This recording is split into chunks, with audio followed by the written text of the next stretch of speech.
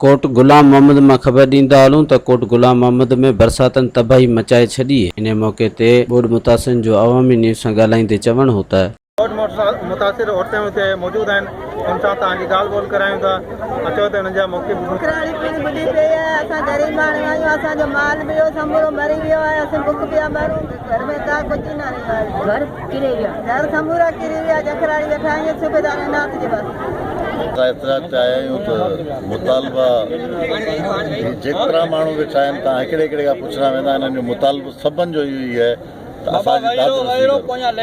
असांखे टेंट खपनि, हिननि खे राशन खपे, मच्छरदानी खपनि। ही को ज़मींदार अहिड़ा कोन्हे जो ॻोठ खणी वञी पंहिंजा वञी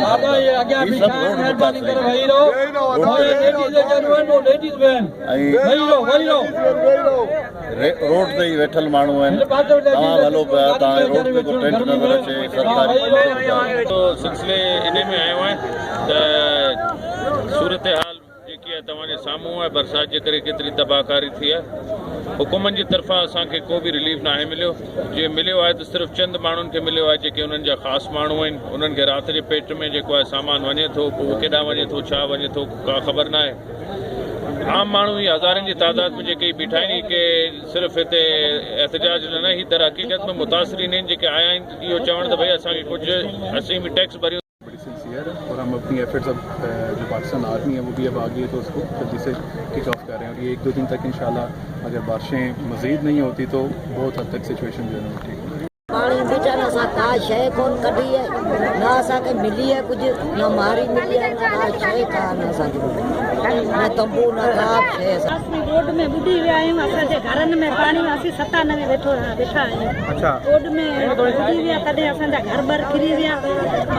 इन जे करे असीं रोडनि ते अची विया आहियूं। असांखे का शइ कोन मिली आहे, न टेंट न राशन न कुझु न। असांजा बच्चा बीमार थिया, न मच्छरदानी मिली।